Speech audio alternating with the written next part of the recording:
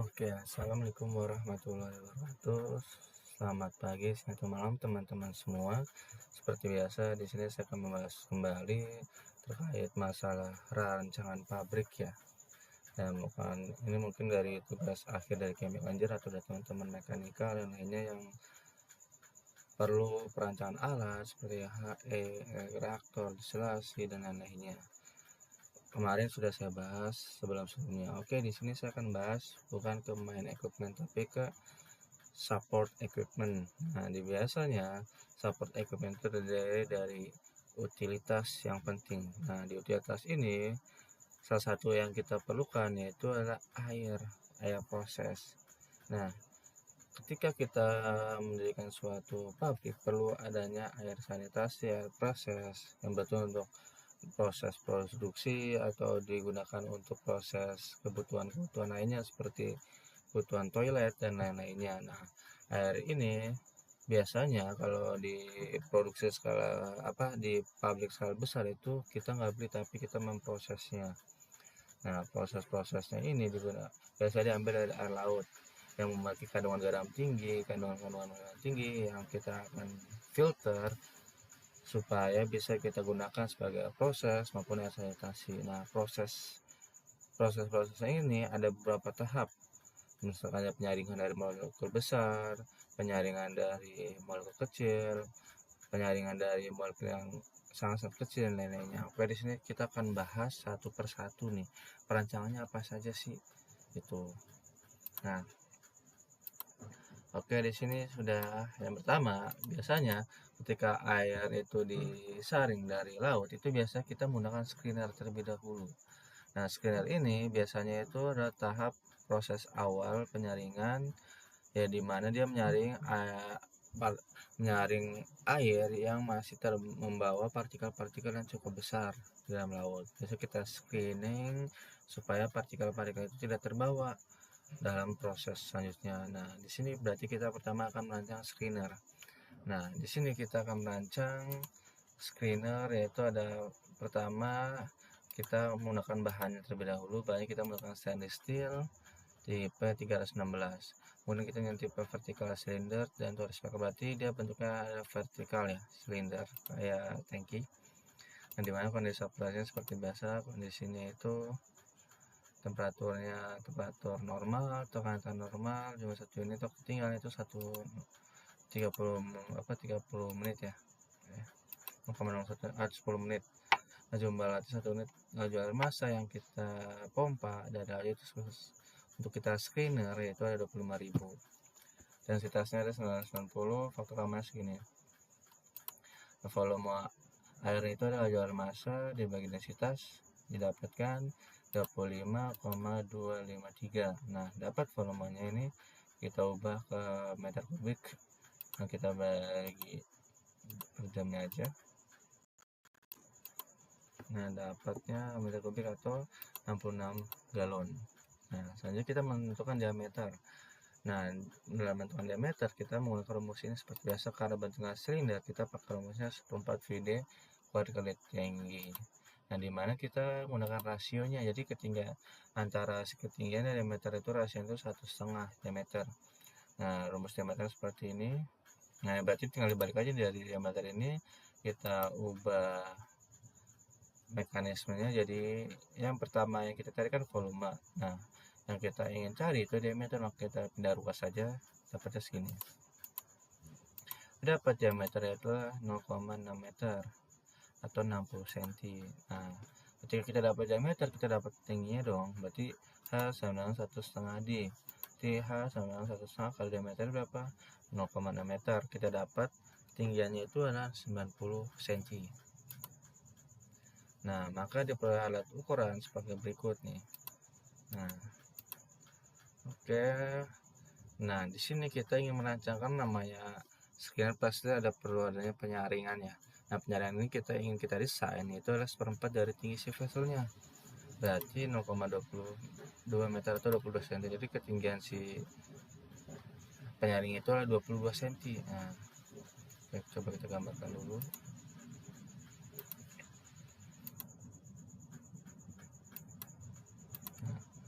Jadi kita ingin merancang si vessel. Nah, tingginya 60 cm, diameter 60 cm nih dari sini ke sini. Nah, tingginya 90 cm. Nah, ini kan masih bentuknya kosongan. Nah, karena kita screener, kita ingin adanya penyaring. Kita pengen penyaring itu seperempat dari tinggi vessel, berarti 22 cm. Berarti dari sini ke sini 22 cm itu adalah tinggi dari saringannya, penyaringannya gitu. Jadi ini tuh saringan namanya 20 cm. Nah, kenapa sih nggak full bang dari sini ke sini itu penyaringannya? Nah, yang pertama itu adalah nanti efisiensinya. Ketika dia full seperti ini, nanti partikel-partikel tersayang itu akan cukup banyak, nanti makin banyak. Jadi semakin tinggi si penyaringan, maka semakin banyak partikel yang tersaring. Nah, ketika partikel tersaring, maka dia akan mampet di sini nih. Nah, susah. Ketika makin mampet, maka waktu untuk maintenance akan semakin cepat gitu.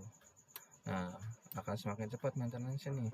Nah, berarti baru ada biaya lagi gitu dan lain-lainnya gitu. Jadi nggak perlu terlalu besar. Tapi bang, bukannya semakin besar itu semakin bagus. Nah, kan tujuannya kan kita screen itu kan bukan untuk memisahkan secara overall, kalau secara keseluruhan, tapi kita hanya menyaring partikel yang besar saja, partikel yang besar. Jadi nggak perlu saringan yang besar-besar banget gitu. Yang penting dengan cukup 20 cm bisa menyaring secara keseluruhan partikel-partikel yang besar seperti kerikil dan lain-lainnya gitu. Nah, itu jadi ini cuma tahap pre-treatment saja gitu. Jadi nggak perlu yang terlalu besar gitu, karena nanti akan kita saring di proses selanjutnya gitu. Itu ya alasannya. Lanjut.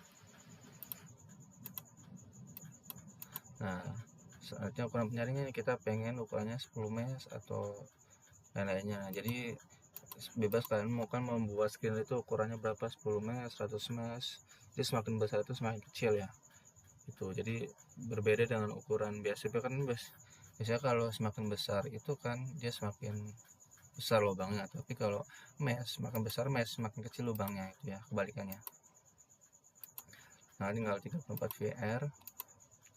Nah, lanjut kita menentukan, kita udah dapat nih ukuran penyaring kita, menentukan tebal selnya. Nah, kita menentukan tebal sel, menentukan tekanan desain. Nah, seperti biasa kita pakai P-design 10% di atas P operasi plus 30 PSI dan plus operasi dapatnya sekitar 3 TM ya. Maka tebal sel dapat dihitung dengan ini. Nah, tinggi cairan berarti 80% kali tinggi vessel. Jadi kenapa sih kita buat 80%? Karena biar tidak over. Ketika ada over nanti akan terjadi tumpah-tumpahan. Makanya si desain kita ingin kita desain bahwa tinggi cairan itu tidak boleh melebihi dari tinggi vessel. Maka kita buat 80%. Kita balas selnya pakai rumus ini, rumus umum ya. Nah, tinggi cairannya rumus umum, dapat tebal sel kita lewat aja ya, karena udah saya jelaskan di video saya sebelumnya. Saya dapat segini, lalu kita pakai tebal sel standar segini, balhit sama. Nah, kita pakai toric spherical karena apa? Kita menggunakan pressure operasinya itu di bawah 10 bar atau 15 sampai 200 PSIG, maka kita menggunakan jenisnya toric spherical. Nah, tebal hitnya kita ke rumus ini ada buku Wala, Static Brunel, rumusnya ada nih. Ini rumus yang umum banget. Nah, ini diameter offsetnya dapat tinggal diameter ditambah 2 tebalnya, tebal selnya, dapatnya segini. Udah standar kita pakai yang segini lah. Nah, di sini ada strength length-nya, kita lihat dulu. Ini tinggal masukin aja di buku Brunel, ada detail. Nah, nanti kita mau tinggi headnya. Kalau headnya sama ya, kita ke rumus ini, tinggal kita dapat ID, OD, AB-nya pakai rumusnya ini, R-nya pakai rumus ini. Kita lihat aja ini karena udah saya bahas di sebelum-sebelumnya. Kalau kalian mau lihat detail pembahasannya, saya di video saya sebelumnya. Yang berarti tinggal total kita dapat HS tambah 2 kali hit. Nah, di sini ada spesifikasinya. Nah, jadi ketika si air itu sudah melewati screener, berarti partikel-partikel yang besarnya yang lebih dari 10, kurang dari 10 mesh itu akan tertahan di screener. Nah, selanjutnya partikel-partikel yang lebih dari 10 mesh yang paling kecil gitu. Nah, itu kita tidak bisa menggunakan screener, maka kita pisahkan menggunakan carbon filter. Nah, jadi carbon filter itu treatment selanjutnya. Nah, carbon treatment itu kita ingin menghilangkan partikel halus serta menghilangkan bau dalam air. Nah, kita tahu bahwa kan air dalam laut itu kan biasanya kan smellnya itu cukup ya, bau ya. Makanya kita ingin hilangkan. Karena kan kita air ini kan kita akan gunakan ke proses dan sanitasi, ya nggak mungkin dia bau kan. Kita hilangkan menggunakan carbon filter. Nah, jenis carbon filter ya kita menggunakannya silinder vessel, jadi buatnya silinder ya. Nah, densitas fluidnya kita dapat segini. Nah, kita menentukan perhitungan densitas komponen masuknya air ya. Nah, dapat densitas itu segini. Waktunya itu kita pakai yang 20 menit aja. Nah, berarti volume tangkinya kita dapat segini. Nah, kan dipilih diameter standar. Nah, di sini kalau di sebelumnya kita pakai diameter standar, pakai rumus ya. Di sini kita pakai yang standar aja di buku Wallace. Jadi di buku Wallace itu ada diameter atau panjang tangki. Jadi ini lebih instan lah daripada kita ngitung-ngitung pakai diameter, pakai rasio tadi yang H sama 1,5 diameter. Kita pakai yang langsung dari standarnya aja. Nah, 1,6 meter, 1,6, tingginya itu 5 meter, mau tangkinya 11,3 meter kubik.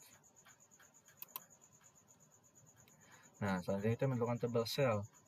Tebal sel bahan tangkinya itu ada stainless steel 16, lalu steel dan 0,9, faktor corrosionnya 0,15.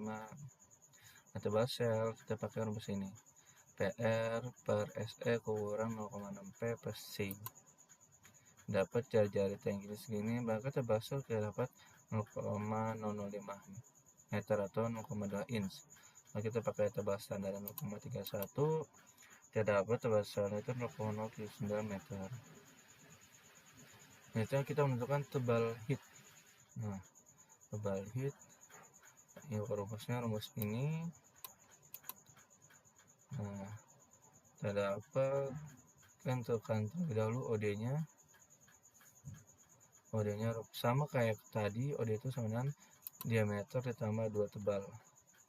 Coba tebal heatnya segini.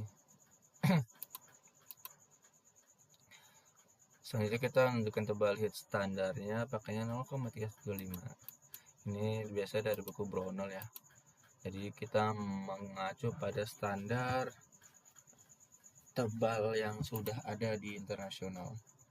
Nah, kita mau volume heat pakai rumusnya ini. Kita volume heat 2 kali heat, tinggal berarti kan karena dia tahu sperical dari ke atas bawah, berarti kita kali 2. Kalau misalkan tahu sperikalnya cuman 1 di atas ya, cuman kali 1 aja gitu, nggak perlu dikali 2. Nah, di sini masa karbon aktif menggunakan adalah filter soap 400. Jadi jenis karbon aktifnya kita pakainya yang ini. Nah, densitas karbon aktifnya itu pakai 540. Nah, densitas ini dapat dari karbon compression ke massa dari karbon aktif kita dapat 6 ton. Cukup ya. Jadi di treatment karbon filter kita membutuhkan karbon aktif sebanyak 6 ton untuk menyaring si air tersebut. Nah, di sini ada spesifikasinya. Oke, spesifikasi karbon filter, UFO karbon filter, UFO 01 menyaring ke partikel halus dan lain-lainnya. Nah, di sini ada diameter, ada tinggi, ada tebal, dan massa karbon. Nah, ini untuk treatment kedua yang bertujuan untuk menghilangkan partikel halus dan smell yang cukup mengganggu. Nah, selanjutnya kita masuk ke proses ke RO. Jadi kita menghilangkan desalinasi atau kandungan kadar garam yang cukup tinggi dari air laut. Kita kurangkan menggunakan reverse osmosis membran atau membran RO. Jadi di tahap sebelumnya kita menghilangkan partikel halus dan smell. Nah, di sini kita akan menghilangkan kadar-kadar air garam yang cukup tinggi dari air laut, kita kurangkan supaya kita bisa gunakan di sanitasi atau air proses. Nah, seperti biasa kita untuk densitas airnya. Nah, tipe membrannya kita pakai film komposit ya dari buku Perry, kecepatannya segini 20. Jadi ini udah ada standarnya dari buku Perry, jadi kalian tinggal ikutin aja. Jualnya segini, faktornya segini, faktornya segini, diameter takinya segini. Luas tanknya dapat dari ini, kecepatan dipilih dibagi volume total. Nah, diameter tanknya segini. Nah, panjang tangki direncanakan 1,2 dari panjang membran. Nah, jadi si tangki itu ada freeboard. Freeboard itu sama seperti tadi, ada wilayah kosong, misalkan nih membrannya nih. Nah, jadi misalkan nih filternya RO nya, nah, di sini ada freeboard. Nah, namanya freeboard, kita buat ruangan kosong lah. Oke, dapatnya segini. Nah, volume membran dapatnya segini, waktu ruang 3 menit ya. Jadi kita dalam di RO itu air itu selama 3 menit, volume tanknya segini. Terus kemudian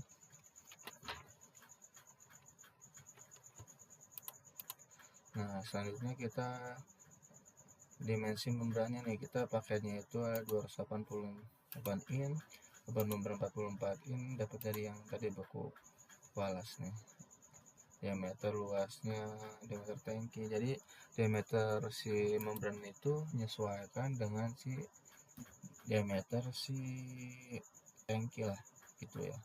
Kita akan menyesuaikan dengan membrannya segini. Guna pada vessel 16,8, panjang membrannya segini. Nah, ini 2,9 kali 7 ya.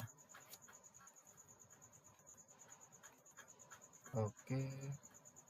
Nah, tebal vessel yang kita pakainya ini banyak stainless steel sama ya, perhitungannya kayak sebelumnya, kan operasi, tekanan desain, tebal tangki, dan tebal standar. Nah, jadi ini spesifikasi dari si water reverse osmosis membran.